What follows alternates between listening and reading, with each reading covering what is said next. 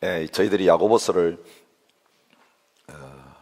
묵상하는 그 시간이 끝났지만 이어지는 사무엘 하의 말씀을 통해서도 계속해서 그 야고보서에서 주셨던 그 영적인 교훈이 다윗의 생애를 통해서 그 실제로 나타나는 그런 모습을 하나님께서 보여주고 계시는 것을 볼 수 있습니다.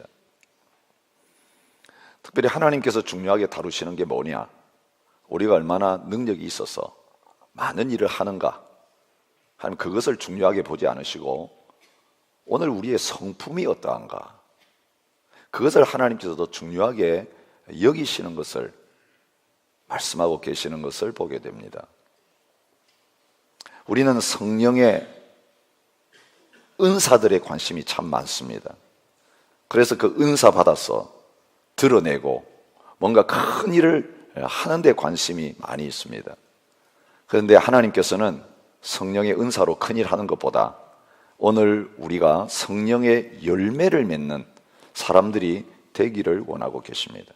지난 주일에 그 성령의 열매 중에 하나인 오래 참음, 그 인내의 부분을 하나님께서 말씀하셨고, 오늘 다윗의 생애를 통해서는 그 성령의 열매의 8째 부분인 온유의 열매 부분을 다윗의 생애를 통해서 말씀하기를 원하고 계십니다. 이 온유와 반대되는 개념이 무엇입니까? 분노와 거기에서 나오는 공격적인 태도입니다. 여러분, 어제도 말씀 나누었을 때 함께 나누었지만 사탄은 우리를 공격해서 우리 안에 있는 이 타락한 본성이 나오게 만들려고 하고 있습니다. 그래서 이 사탄이 우리를 공격할 때에 그냥 직접 공격하는 게 아니라 사람을 통해서 공격하는 것입니다. 가장 가까운 아내를 통해서 공격하기도 하고, 가장 가까운 남편을 통해서 공격하기도 하고, 자녀들의 반항을 통해서 부모에게 공격을 하기도 하고, 심지어는 사랑하는 부모님을 통해서 사랑하는 자식들에게 험한 말을 쏟아부으면서, 인격을 무시하고 모욕하는 말을 쏟아부으면서 그 사람을 공격하는 그런 일들이 있는 것입니다. 믿음의 형제 자매들이 시험에 들면 상대를 공격하는 그런 말들을 쏟아부으면서 이 진흙탕 싸움으로 우리를 끌고 가게 되어지는 그런 모습들을 보게 되는 것입니다. 여러분, 이런 영적인 현장 속에서 사탄으로부터 공격을 받을 때에 하나님께서 저희들에게 요구하시는 게 뭐냐면 우리의 성품이 오래 참는 하나님의 성품을 담기를 원하고 계시는 것이고, 온유하신 주님의 성품을 우리가 닮아서 그 성품으로부터 말미암아 바른 말이 그들을 향하여 전달되기를 원하고 계시는 것입니다. 그래서 성품과 말은 직결되어 있는 것입니다. 우리의 성품이 바르지 못하면 공격하는 말이 공격하는 사람에게 똑같이 나가게 되는 것입니다. 분노의 말이 우리의 마음에서부터 입을 통해서 화살처럼 사람들을 향하여 나가게 되어지는 것입니다. 그런 부분에서 하나님은 이 인내와 온유, 오래 참음과 온유가 서로 연결되어지는 그런 가운데 있는 것을 말씀하십니다. 오래 참아야 되는데 참지 못하면 어떻게 됩니까? 거친 말이 우리의 입을 통해서 쉽게 나가게 된다는 것입니다. 여러분, 우리의 그 참지 못하는 성질, 우리의 죄악된 본성이 어디에서 가장 잘 드러나게 될까요? 이런 예배 자리에서는 별로 잘 나타나지 않습니다. 신앙적인 사람들이 모여가지고 교제할 때는 거의 안 나타납니다. 여러분, 예배 공동체, 교회에 와서 그 성질이 드러날 정도면요, 그건 심각합니다. 그 사람의 삶에는 어떠하겠습니까? 보통의 사람들은 이 세상 살아가면서 그렇게 마음대로 살다가도 경건한 자리에 나오고 그 믿음의 공동체 안에 오면 그걸 누르고, 그죠? 그것을 억제함으로 말미암아 잘 드러내지 않는데, 오늘 우리가 교회 공동체 안에 문에서 그런 말과 표현들로 나타나게 된다는 것은 오늘 우리의 영적인 상태가 그만큼 심각한 가운데 있는 것을 말해주고 있습니다. 보통은 그렇지 않습니다.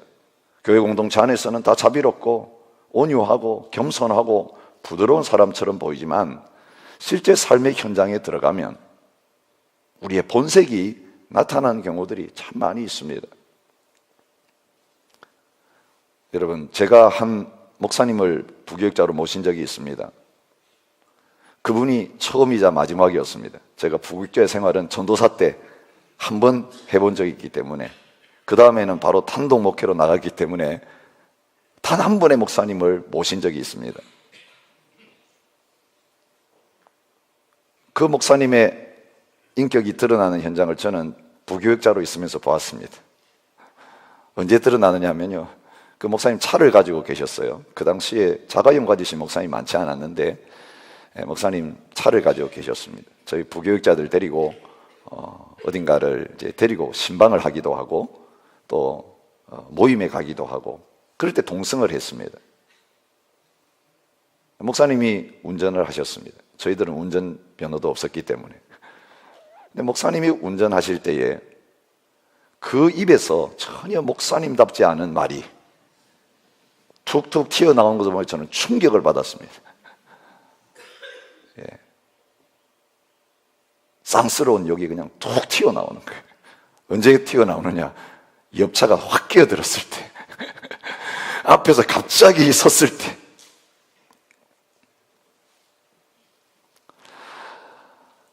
나중에 그 목사님의 목회가 아름답지 못하게 끝나는 걸 봤습니다. 여러분, 신앙생활은요, 속에는 온갖 악하고 더러운 게 가득 차 있는데 종교적인 탈을 쓰고 그런 채 하는 게 신앙생활이 아니에요. 감추어진 것은요, 언젠가는 다 드러나게 돼 있어요. 회개는 뭐냐면요, 드러나기 전에 빨리 하나님 앞에 이실 짓고 하는 거예요. 주님, 저 이런 사람입니다. 희망 없습니다.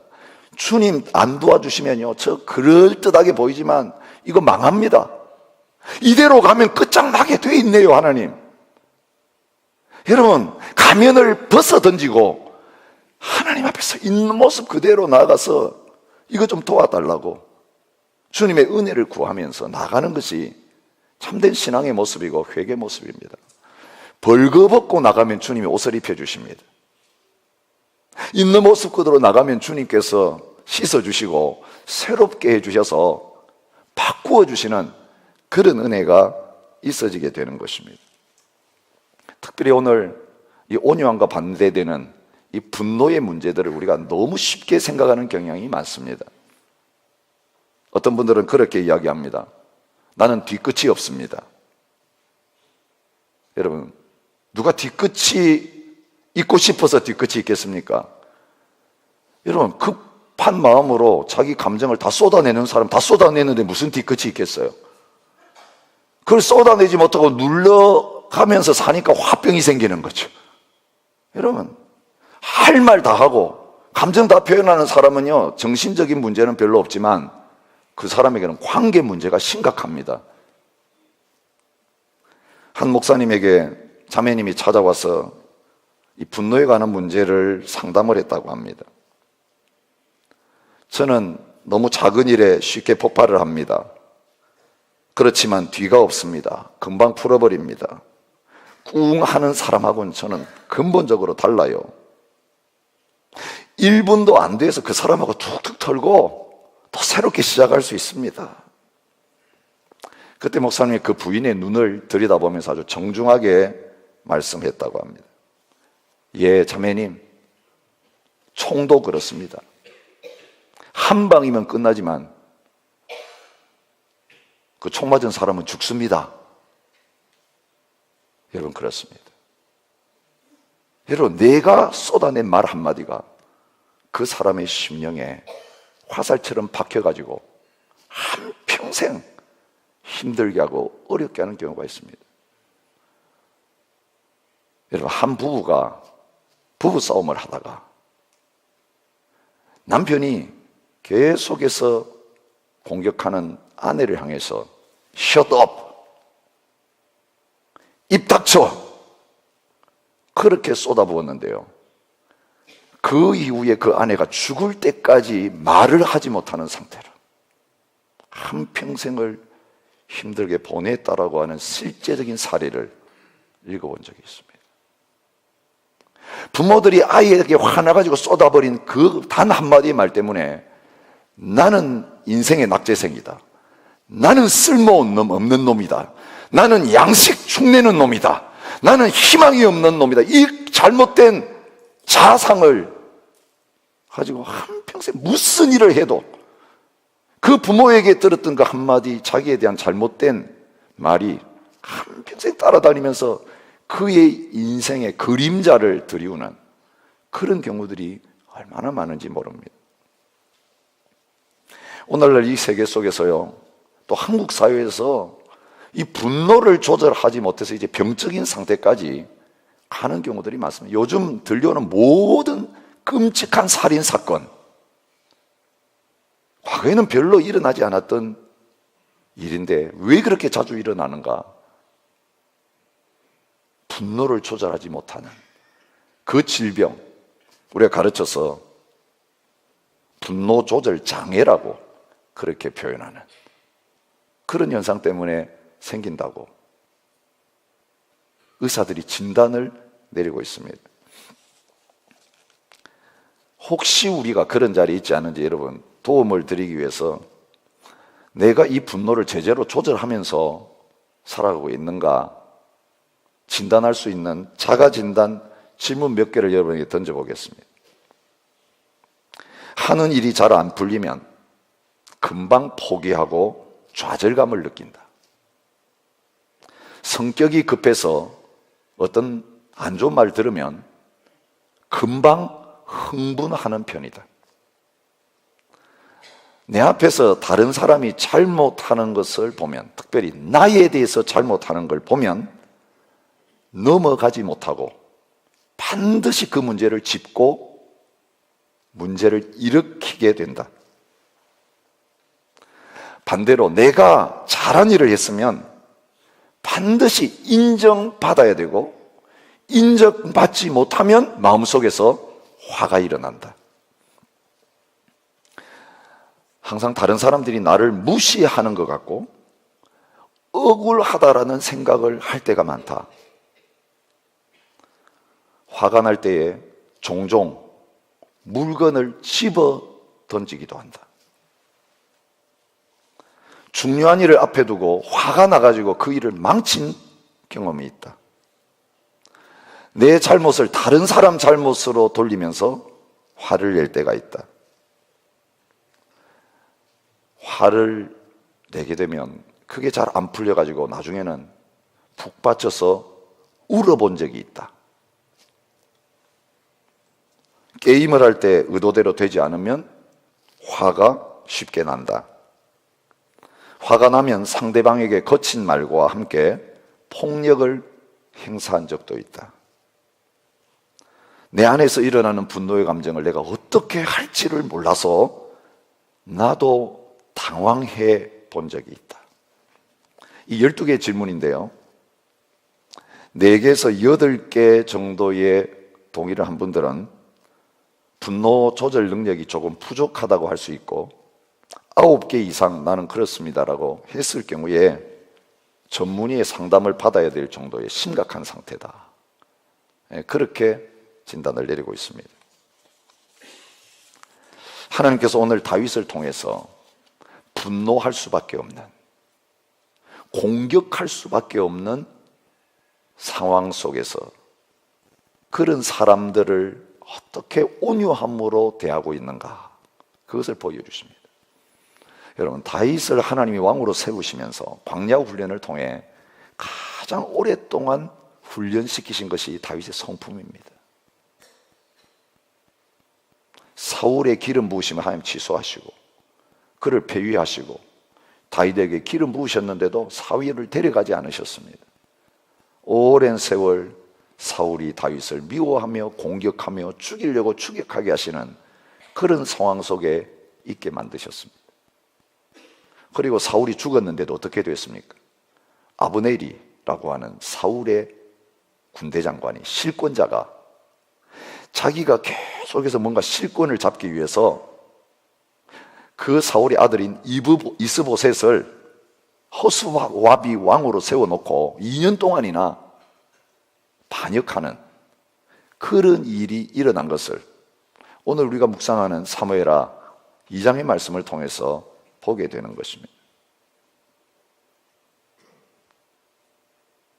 이것이 끝이 아니었습니다. 요압이라고 하는 충신, 오늘 본문에도 등장하지요. 다윗과 친척간입니다. 다윗을 위해서 충성하는 모습을 보였습니다마는 사실 그의 관심은 다윗에게 충성하는 게 아니었습니다. 오늘 본문에도 나오잖아요. 다윗은 아브넬을 받아들였는데 다윗 모르게 아브넬을 쫓아가가지고 결국 그를 살해하고 죽이는 반역적인 행동을 하고 있는 거예요. 결국 마지막에 어떻게 됐습니까? 열왕기상에 보면 솔로몬을 다윗은 왕으로 세우기를 원했는데 아도니아를 따라서 반역을 일으키는 그런 자리에 갔다가 결국 비참한 최후를 맞이하게 되는 것을 보게 됩니다. 그런데 여러분, 이런 사람을 한평생 군대 장관으로 거느리며 데리고 있어야 했습니다. 나는 힘이 없다. 다윗은 그렇게 고백하고 있는 가운데 있었습니다. 여러분, 다윗 하면 우리가 뭐가 강하고 힘있는 용사처럼 생각이 되지만 실제적으로 다윗의 생애를 보면 너무너무 흐물흐물하고 무기력하기 짝이 없는 상황 속에 처한 적이 많았습니다. 심지어는 어떻게 했습니까? 아들이 반란을 일으켜가지고 아버지를 몰아내고 자기 왕국을 세우려고 하는 그 일까지 했습니다. 왜 다윗의 인생이 이렇게 골치 아프고 복잡할까? 하나님이 기름 부어가지고 세우셨으면 승승장구하고 문제가 없어야 되는데 왜 하나님이 기름 부어 세우신 하나님의 언약 다윗의 후손으로 메시아를 보내실 이런 사람을 이런 복잡하고 힘든 인간관계 속에 집어넣었을까? 여러분, 다윗에게 부족함이 너무 많습니다. 도덕적으로 문제가 많은 사람이었습니다. 그럼에도 불구하고 하나님이 다윗을 통해 보여 주시기로 하시는 귀한 성품이 하나가 있는데 그 주님의 성품, 온유의 성품을 다윗을 통해 드러내기를 원하십니다. 그 온유를 통해서 하나님의 나라를 어떻게 세워갈 수 있는가를 나타내 주기를 원하고 계시는 것입니다.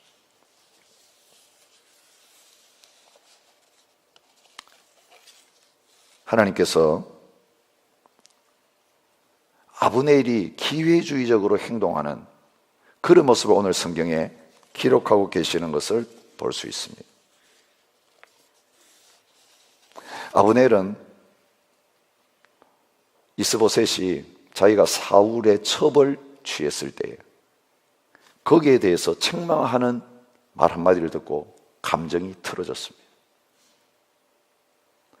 사실은 자기가 실권자인데 자기가 하고 싶은 거 다 할 수 있는데 사울의 첩을 취했다는 건 뭐냐면요, 나는 사울의 자리에 있다, 이걸 보여주고 싶었던 거예요. 내가 실권자다는 것을 드러내고 싶었던 거예요. 사실은 이스보셋은 사울의 아들이지만 허수아비였어요. 그런데 자기가 세워놓은 이 왕이 실권자인 자기한테 뭔가 대들면서 불평했다는 것 때문에 마음이 틀어져가지고 그 뒤로부터 무슨 일을 합니까? 사람들, 지도자들 다 마음을 빼앗아가지고 다윗에게로 넘어갑니다. 그리고 다윗에게 충성을 맹세하는 그런 모습을 보여주고 있습니다. 여러분, 오늘 요압과 아브넬 두 사람이 서로 반대편이 되어가지고 싸우는, 권력 투쟁하는 이런 모습이 나오지만요, 이 두 사람의 공통점이 있습니다. 감정을 건드리면, 한번 틀어지면 반역을 일으키고 싸움의 자리로 나아가는 그런 사람이라고 하는 거예요. 자기 스스로의 감정을 다스리지 못하는 사람이라는 거예요. 누군가가 자기를 칭찬하고 받들어 줄 때는 괜찮은데 한마디라도 비판의 말을 할 때는 그 비판의 말을 견디지 못하고 뭔가 그 사람에게 되갚아주는 그런 성격의 소유자라는 것입니다. 권력을 지향하는 기회주의자. 저는 아브넬에게 그런 별명을 붙였습니다. 다윗에게 가셔도 이렇게 합니다. 내가 이 이스보셋을 따랐던 백성들과 지도자들의 마음을 다 당신에게 돌려놓을 수 있습니다. 내가 이스보셋도 왕으로 세웠는데 아직까지 모든 이스라엘 백성들이 당신에게 돌아오고 있지 않습니까? 하나님이 기름 부어 세웠는데도 아직 유다 지파만 따르고 있지 않습니까? 다른 모든 지파들 당신에게로 돌아오게 할 수 있겠습니다. 이렇게 당당하게 와가지고 다윗에게 아부하고 있는 그런 모습을 보게 되는 것입니다.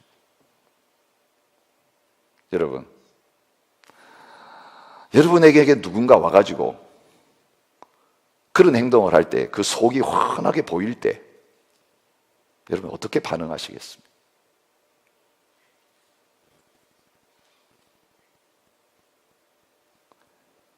여러분, 놀라운 것은 다윗이 무지해서가 아니라, 다윗이 어리석어서 그 속셈을 몰라서가 아니라, 그가 그렇게 자기에게 나왔을 때 잔치를 베풀어주고 평안하게 돌려보냈다, 그렇게 말하고 있습니다.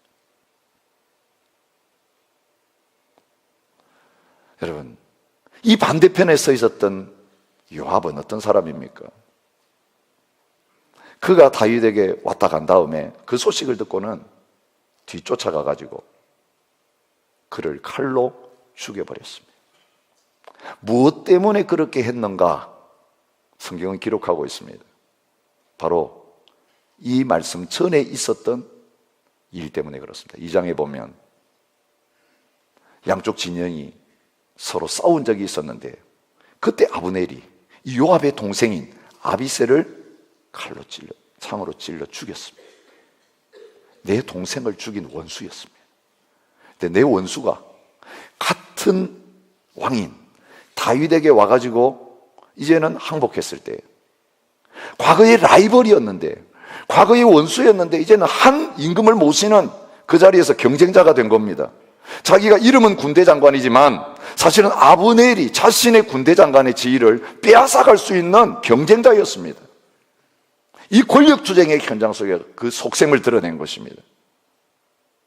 사적인 그 감정, 복수의 감정, 그것을 이기지 못해서 결국은 그를 죽이는 자리로 나아가고 있는 이 모습을 성경은 보여주고 있는 것입니다. 여러분, 하나님께서 다윗을 이런 권력투쟁의 상황 속에서 사실은 아무 힘이 없는 그런 무력한 왕처럼 놔두신 이유가 어디에 있을까요? 하나님의 마음으로 나누어져서 싸우고 있는 이 나라를 하나 되게 하는 그 일을 하도록 하시기 위함입니다. 사울의 나라, 다윗의 나라가 아니라 하나님의 나라는 하나 된 나라예요. 통일된 나라예요. 12지파 모두가 하나님을 모시고 살아가는 하나님의 백성인데, 다윗을 중심으로 해서 통일 왕국을 이루고 같은 하나님을 성전 중심으로 섬기는 그런 일을 하도록 원하셔서 하나님이 다윗을 기름 부어서 왕의 자리에 세우신 것입니다. 이 피 튀기는 권력투쟁의 현장에 다윗이 함께 말려들였다면 어떻게 될까요? 나라는 풍지박산나고 말았을 것입니다. 12지파가 다 흩어져서 서로 자기가 중심이 되겠다고 하는, 자기가 권력을 잡아보겠다라고 하는 그 추악한 진흙탕 싸움, 권력투쟁의 싸움에 말려들 수밖에 없었을 겁니다. 근데 이런 권력투쟁이 다윗의 주위에서 벌어지고 있음에도 불구하고 다윗이 보여주는 태도는 무엇입니까? 두 사람 다 품은 것입니다. 자기 나름대로의 음모를 가지고 다윗을 이용하려고 온 사람들이에요. 충성하는 사람이 아니에요. 그런데 자기 자신이 최고가 되려고 하고 자기가 뭔가를 얻어보려고 이 권력주의에 모여든 불나방과 같은 이 사람들을 보면서도 그는 그 사람들을 품고 있는 온유함을 드러내고 있는 것을 보여주고 있는 것입니다. 여러분, 저와 여러분들에게 하나님께서 힘들고 어려운 사람들을 보내주십니까? 내 가정 안에서나 직장 안에서 이 양쪽 싸우는 중간에 서가지고 어느 편을 들어야 될지 참 힘듭니다. 그런 상황을 하나님께서 허락하고 계십니까? 때때로 우리는 나는 정의의 편에 선다라고 하면서 한쪽 손을 들어주고 그쪽 편에 붙어가지고 뭔가 그 싸움의 구도에 휘말려 들어가는 경우들이 얼마나 많은지 몰라요. 다윗도 그렇게 할 수 있었어요. 여러분, 아브넬은 반역자예요. 그를 받아들일 수가 없어요.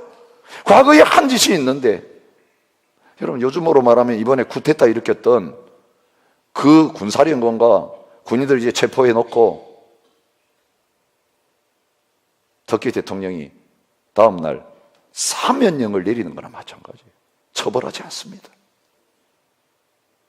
그런 일은 세상 정치에는 없죠.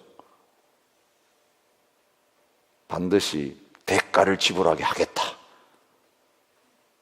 이 권력을 유지하기 위해서는 그렇게 해야 되는 것이.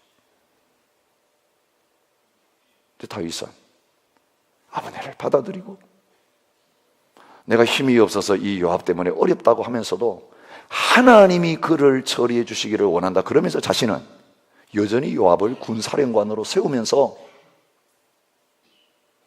그 나라를 섬겨나가는 자리에 있게 되는 것을 보여주고 계시는 것입니다. 사무엘 하를 보면요, 이런 일들이 계속해서 다윗에게 나타납니다. 나중에 이스보셋을요, 그 신복이었던 레갑과 바하나가 죽였습니다. 이스보셋을 죽이고 와서는 상을 받기 위해서 다윗에게 달려와서 보고합니다. 이스보셋이 죽었습니다. 이제 반역은 끝났습니다. 그때 다윗이 어떤 반응을 보입니까? 그 정적이었던 반역자인 이스보셋을 죽이고 온 그 두 사람을 죽입니다. 그러면서 그들을 칭찬하지 않습니다. 여러분, 이 피 흘림의 역사가 반복되기를 원치 않는 것입니다. 사울 죽였다고 와서 보고했던 그 소년 상 준 게 아니라 죽이면서 사울이 죽었을 때에 애가를 부르고 그를 위해 슬퍼 울면서 장례를 치루었던 이 다윗, 장례를 치루어 주었던 그 사람들을 칭찬했던 이 다윗, 개인적인 관계 속에서 그를 공격했고 반대했고 대들었지만, 욕했지만, 그런 사람 나타날 때마다 한결같이 그 사람들을 향하여서 자비와 긍휼을 베푸는 모습이 나타납니다. 여러분, 아들 압살롬이 반역하다가 죽었을 때 내 아들 압살롬아, 내 아들 압살롬아라고 울면서 내가 너를 대신해서 죽었으면 좋겠다라고 했던 사람이 다윗입니다.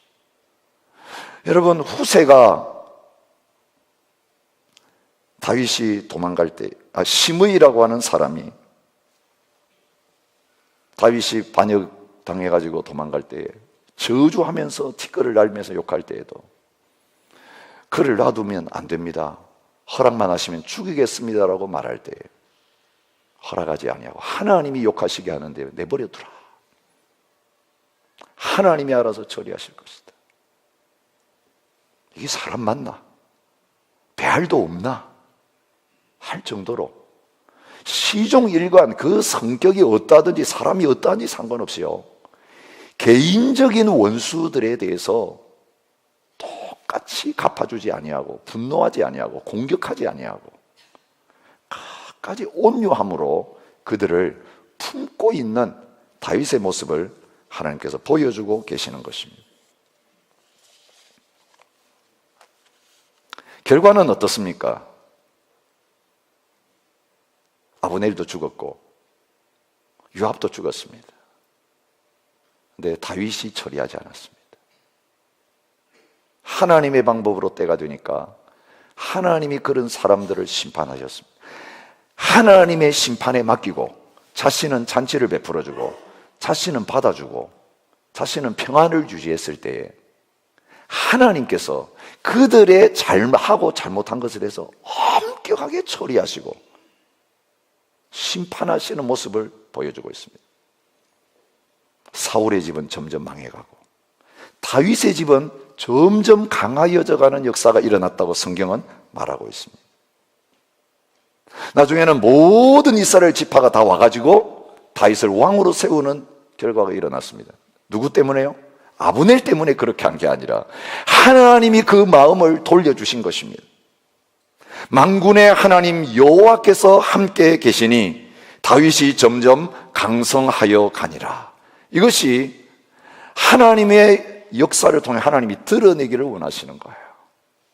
다윗이 잘해서 강해졌더라가 아니라 다윗은 무력하기 짝이 없는 왕이었는데 하나님이 다윗과 함께 계시니 다윗은 점점 강해갔더라. 결국 나라도 차지하고 지파도 차지하고 열방도 차지하는 그 자리에 서게 되었던 것을 보여주고 있습니다. 그러면서 다윗이 시편을 통해서 이 온유함의 문제를 다루고 있는 걸 확인할 수 있었습니다. 시편 18편 다윗이 쓴 시편입니다. 35절에 이렇게 말합니다. 또 주께서 구원하는 방패를 내게 주시며 주의 오른손이 나를 붙들고 주의 온유함이 나를 크게 하셨나이다. 그렇게 고백하고 있습니다. 시편 25편 역시 다윗의 시편인데 9절에 말합니다. 온유한 자를 정의로 지도하시며 온유한 자에게 그의 도를 가르치시리로다. 그렇게 말하고 있습니다. 누구에게 하나님의 뜻이 드러나는가? 누구에게 하나님의 음성이 들려지는가? 온유한 심령 가운데, 온유함으로 준비되진 가운데 하나님의 말씀이 들어오게 되고 심겨지게 되고 열매를 맺는 자리에 있게 된다는 것입니다. 우리의 마음에 분노가 가득 차면요, 미움의 감정이 차 있으면요, 말씀이 들어오지 않습니다.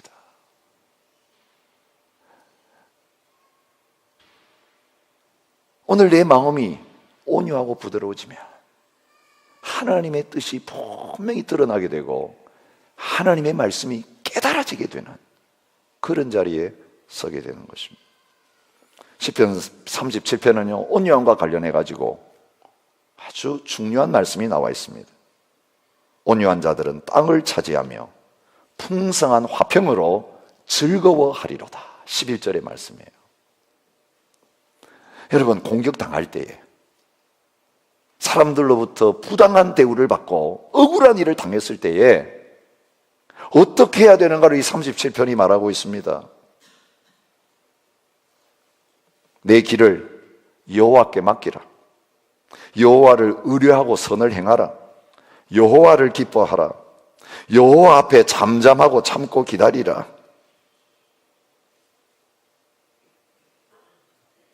불평하지 말라. 분을 그치고 노를 버리고.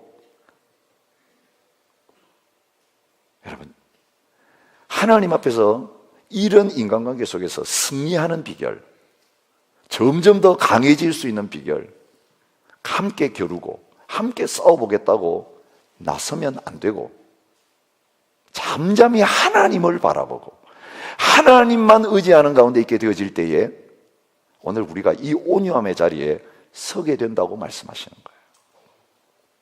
성경이 온유라고 한 단어를 사용할 때는요, 사람이 착한 성품 그걸 가르치는 게 아니에요. 다윗의 본성은 어땠습니까? 나발에 모욕 들었을 때 칼 들고 바로 나간 게 다윗의 본성이에요. 근데 하나님이 다윗을 다루고 계시는 거예요. 훈련시키고 계시는 거예요. 그 본성, 육체적인 본성이 나타나지 아니하도록. 뭐로 단련시키십니까? 환경을 통해 단련시키실 뿐만 아니라 하나님의 말씀을 통해서 그를 훈련시키고 계시는 것입니다. 온유라는 원어는요, 길들여졌다는 의미가 있어요. 처음에 그렇지 않은데 하나님께서 그를 온유의 자리에 설 수 있도록 길들이셔서 이제는 그 본성이 나오지 아니하고 온유한 성품이 나올 수 있게 만드신다는 것입니다. 여러분, 아무리 사나운 야생마도 길들여지면 명마가 될 수 있는 것입니다. 꽃비를 메어보지 않는 송아지도 길길이 처음에는 날뛰다가 나중에는 길들여지면 무거운 수레를 순하게 메고 가는 양순한 소가 되어지는 것입니다. 성경에 보면 가장 온유한 사람을 누구라고 이야기하고 있습니까? 모세입니다. 온유함이 지면에 어떤 사람보다 나았다. 그런데 이 모세가 어떤 성품의 사람이었습니까? 불의한 일을 보면 참지 못하고 나서서 잘못한 사람을 죽인 사람이에요. 살인자예요. 결코 온유한 성품의 사람이 아니었어요. 그런데 어떻게 지면의 모든 사람보다 온유한 사람이 되었습니까? 40년 동안 광야에서 도망갔어요. 양들 먹이면서. 그 외롭고 힘든 광야 생활을 하면서 그가 하나님의 훈련을 받았습니다. 이스라엘 백성들 데리고 나왔는데 문제 생길 때마다 원망하고 불평하고 돌 던지려고 그러고, 그죠? 그런 환경 속에서 온유함을 배웠습니다. 어떻게 해요? 그때마다 그는 사람들에게 가서 따지지 않았고요. 어떻게 했습니까? 사람들의 불평이 일어날 때마다 하나님 앞에 엎드렸습니다. 하나님 앞에 그 문제를 아뢰었습니다. 그때 하나님께서 주시는 음성을 들었습니다. 여러분, 인간 같으면 이 사람들한테 다시는 물 안 줘요. 다시는 먹을 거 줄 마음이 안 나요. 줄 때마다 그때는 감사하다. 조금 지나면 불평하고 원망하고 대드니까 하나님, 이 사람들에게 주지 마세요. 사실 그게 솔직한 마음인데, 하나님 왜 나가 엎드릴 때마다 하나님은 어떻게 하십니까? 계속 공급해 주시는 거예요. 이게 하나님의 마음이에요. 아, 하나님이 이렇게 오래 참으시는구나. 하나님은 오래 기다리시는구나. 하나님이 온유함의 하나님이시구나. 여러분, 그렇게 하나님 앞에 엎드려 기도하는 가운데, 하나님의 음성을 듣는 가운데, 이 하나님의 마음이, 하나님의 성품이 이 원망하고 대드는 백성들의 환경 속에서 모세의 인격과 삶 속에 깊이 뿌리를 내리는 그런 자리에 있게 되는 것입니다. 여러분, 하나님은 저와 여러분들이 성품이 어떤가에 대해서 말씀하고 계시는 게 아니에요. 뭐 급한 성품이냐 아니냐 그거 따지지 않으세요. 부드러운 성품의 사람도 화가 없습니까? 아니야. 밖으로 표현하지 않을 뿐이지 속으로 그걸 다 쌓아놓습니다. 그게 나를 죽이는 거죠. 남을 죽이는 대신 나를 죽이는 거죠. 그러다가 한 번 터지면 사람을 죽이는 자리까지 갈 수 있는 거죠. 하나님이 오늘 이 온유함을 다룰 때 보여주시는 건 뭡니까? 누가 그를 지배하고 훈련하는가에 따라서 사람이 달라질 수 있다는 걸 보여주십니다. 성경에 대표적인 온유하지 못한 제자들이 있다면 누구를 말씀하시겠습니까? 야고보와 요한입니다. 예수님이 별명을 붙이셨습니다. 보아너게, 뜻이 뭡니까? 우레의 아들들. 우레가 뭡니까? 천둥입니다. 한 사건이 나오죠. 사마리아로 통과하려고 했는데 좀 지나가게 해달라고 했을 때 거부했습니다. 그 반응, 예수님에 대한 모독이잖아요. 그 반응 받자마자 이 사람들이 뭐라 그랬습니까? 주님, 불을 내려서 거기 내리라고 할까요? 예수님이 노 하시고 피해 가셨어요. 지도자의 자리에 있으면서도 말 안 들으면 불 내려가지고 태워버리고 싶은 마음이 있는 사람들이 이들이었는데, 야고보는 일찍 순교했고 요한은 제일 오래 살았는데 어떤 사람이었습니까? 우리가 서로 사랑하자. 우리가 서로 사랑하자. 요한복음, 요한 1서, 요한 2서, 요한 3서. 우리가 서로 사랑하자. 예수님이 우리를 사랑한 것처럼 우리 서로 사랑하자. 여러분, 그 사랑이 어떤 것입니까? 오래 참고 온유하며. 가장 급한 사람들이, 천둥치는 소리같이 급한 사람들이 가장 부드러운 사람으로 바뀌어진 게 무엇 때문입니까? 예수님께서 그들을 주인으로 다스리셨기 때문에 그렇습니다. 예수님 어떤 분이십니까? 나는 온유하고 겸손하니 나의 멍에를 메고 내게 배우라 말씀하신 분이십니다. 욕을 먹으셨지만 대신 욕하지 않고 참으신 주님이십니다. 사람들이 그를 십자가에 못 박았지만 주님은 그들을 정죄하지 않으시고 그 십자가를 대신 져주신 분이 우리 주님이십니다. 저와 여러분의 인생 속에서 주님이 온전히 주인이 되셨다는 것, 이런 것입니다. 나는 화낼 권리도 없습니다. 상대방을 공격할 권리는 예수님 영접하는 순간 영원히 포기했습니다. 이게 예수 믿는다는 거예요. 예수님이 하라고 하신 말만 하겠습니다. 다윗이 그렇게 했던 것처럼 나는 이제부터 내 마음 속에서조차 그 사람에 대한 미움의 감정이나 그 사람에 대한 불편의 감정을 가질 권리를 내려놓습니다. 나에게 어떻게 하는 사람과도 화평할 것입니다. 나는 그런 사람을 축복할 것입니다. 나는 그를 위해 기도할 것입니다. 그가 어려움에 처하면 먹을 걸 주겠습니다. 그 사람을 위해 잔치를 베풀겠습니다. 여러분, 그렇습니다.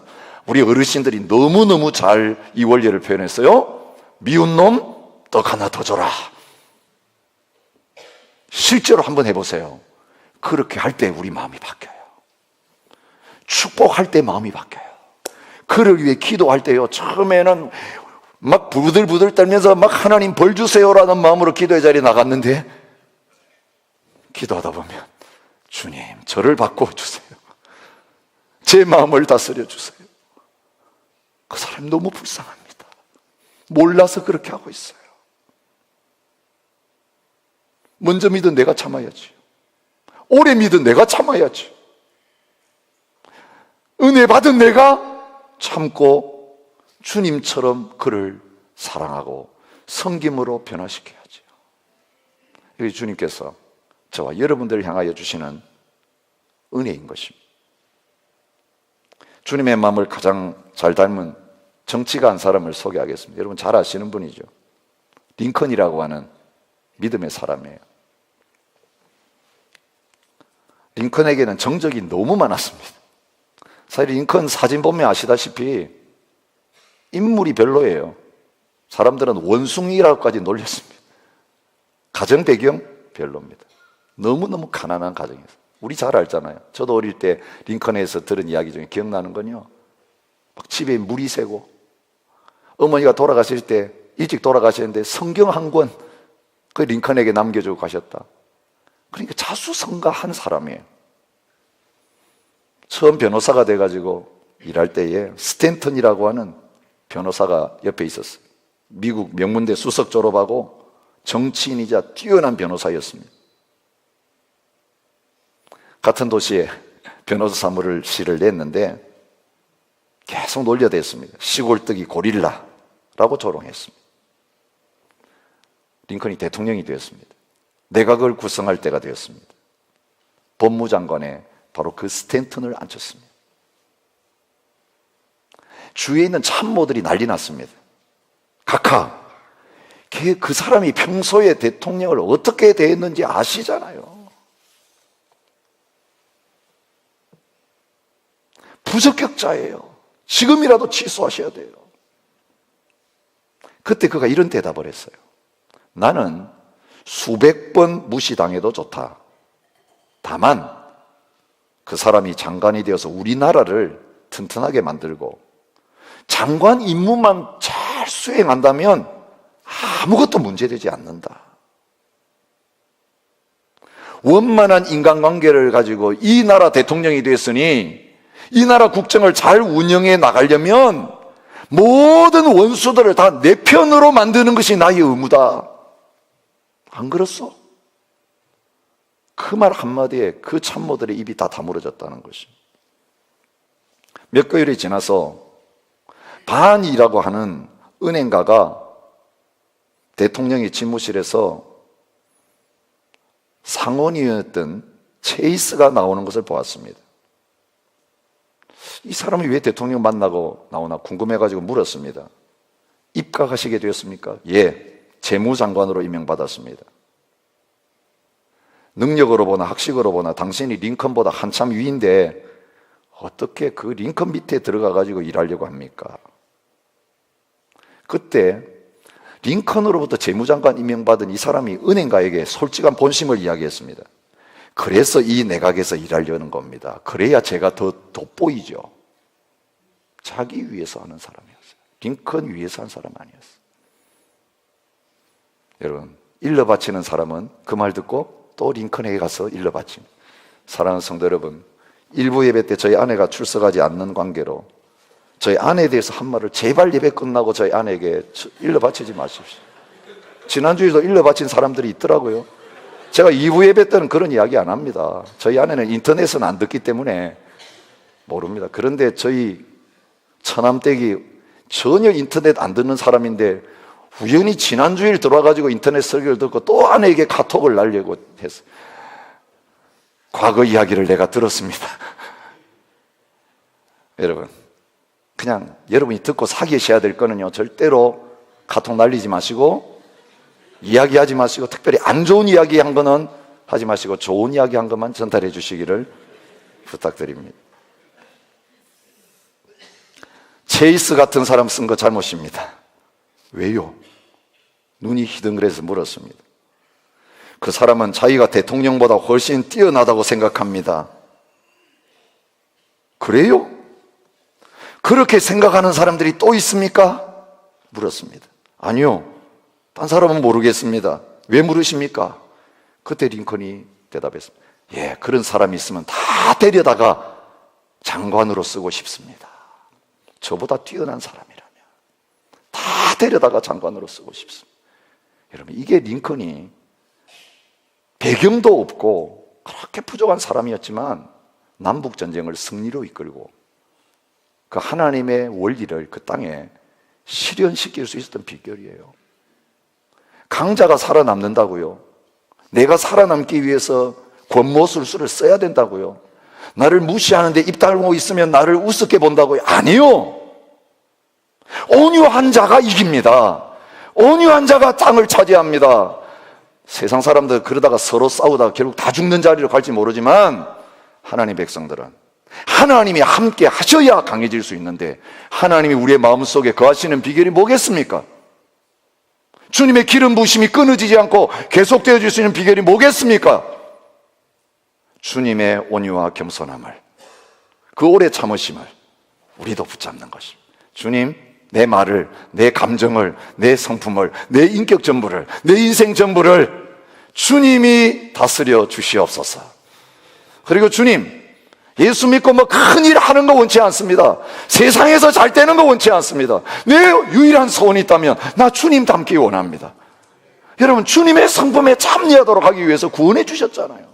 그 성화의 자리에 이르게 하시기 위해서 주님이 오늘 우리에게 모든 환경과 조건을 조성하시면서 그 성품에 참여하기를 원하고 계시잖아요. 오늘 저와 여러분의 소원이, 하나님, 이 사람 원수 갚아주십시오. 저 사람 원수 갚아주십시오. 바꿔주십시오. 그게 아니라, 주님, 제가 바꿔지기를 원합니다. 제가 주님 닮기를 원합니다. 할 때 반드시 응답될 것입니다. 더 억울한 일을 이제 당하게 될 것입니다. 더 손해보게 될 것입니다. 더 무시당하게 될 것입니다. 그러나 여러분, 중요한 건 마지막에 누가 이기는가예요. 마지막에 이긴 사람은 그거 다 참을 수 있어요. 내가 패자라고 생각하는 사람은, 내가 루저라고 생각하는 사람은 절대로 견디지 못해요. 내 안에 주님이 계시는데, 내가 하나님 나라의 백성인데, 하나님 나라의 기업이 내 것인데 누가 나를 무시해? 무시한 말 해도 그건 나와 상관없는 것이, 몰라서 그런 거지. 오늘 그 주님 앞에 다시 한번 모든 우리의 부정적인 감정과 생각과 태도, 세상적인 거 다 내려놓고 주님의 마음으로 충만하게 채워져서 이제 오늘 똑같은 자리, 똑같은 사람 만나러 나가는데 우리의 말이 달라지고 행동이 달라지고 반응이 달라짐으로 말미암아 그들을 영적으로 굴복시키고, 그들을 사로잡고 있던 분노의 세력들이 떠나고 어둠의 영들이 떠나가고 주님의 빛 가운데로 나오게 되는 그런 놀라운 역사들을 일으키는 저와 여러분이 되시기를 축복합니다. 함께 찬양하면서 나갔으면 좋겠습니다. 주님의 마음을 본받기 원합니다. 그 평강으로, 그 사랑으로 채워주십시오. 함께 기도하겠습니다.